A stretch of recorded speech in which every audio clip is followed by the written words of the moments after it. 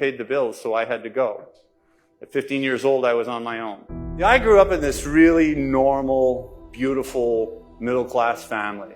My father was 35 years old. He was the breadwinner of the family. My mom was a homemaker. That was the role in the 1970s. She stayed at home, raised the kids. I don't know if you can relate with this, but my dad was my hero. And not everybody has that kind of dad, but my dad was my hero. He was a hockey coach. He was a baseball coach. He was the kind of man that you wanted to be your best for. And I felt in his shadow I could do or be anything. And I felt loved and accepted.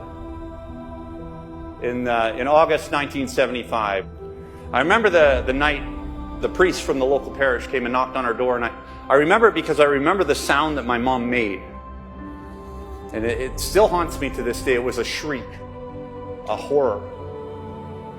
Because all of a sudden our world completely turned inside out, literally in one day. What happened within a year is Mom remarried, and the man that she hooked up with was a violent, abusive alcoholic. And so I went from a message of you're loved and you can do and be anything to you're stupid, you're dumb, you'll never amount to anything. And I was 8, and honestly I didn't know how to process that. I began to believe lies about who I was and how I fit into the world. Shortly after my 9th birthday, an opportunity presented itself to do drugs for the first time. By the time I was 15 years old, I was non-compliant at home. I grew an extra 2 feet. Not so good for my stepfather. There was a lot of tension between him and he paid the bills, so I had to go. For me, it was jumping out of the pot and straight into the fire. At 15 years old, I was on my own to just try and get through another sunset. At 16 years old, I began getting in trouble with the legal system. I remember going back out to the street, completely broken as a human being, walking up East Hastings with the pouring rain. And I said to myself, how did I get here? I'm a good kid from a good family. How did I end up in this much trouble? What ended up happening is I remember the day. It was a beautiful sunny day, just like today. See, back in those days, I was a liar, a thief, a cheat, and a mooch. And I landed in this park.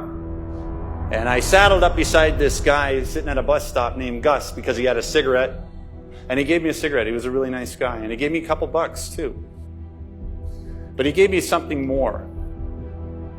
The entire time I was sitting there talking to him, Gus said to me, he says, you know, Joe, he says, there's more to you than you can see. He said, but life it's kind of dirtied your windows, and so the light doesn't get in, and your light doesn't get out. You could go on to do extraordinary things because you're a real bright guy. I remember when he was talking to me and he was speaking his truth into my life, I was looking over my shoulder for someone else.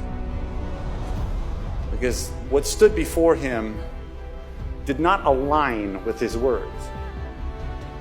But he said to me, he said, there's more to you than you can see. And I remember my heart absolutely sank. For years of my life, I didn't take accountability for my own actions. I blamed society, I blamed my stepfather, I blamed everybody else except me. And that kept me from actually taking responsibility for my own behavior in my own life. It deflected it. But on that moment, the miracle happened for me. And the miracle was that I became teachable, I became pliable, and I became willing to do just about anything. You know, one of the things that I know today is that discontentment is the catalyst of change.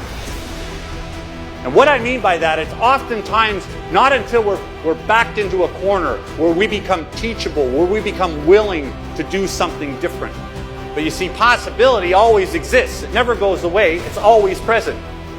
Even at my lowest point, the possibility of transformation was there. I started to flower, I started to come out, and I started to do incredibly well. I went from a kid pushing a shopping cart to just try and get through another sunset, to being on the cover of Canadian Business. Because inside every single one of us is infinite possibility.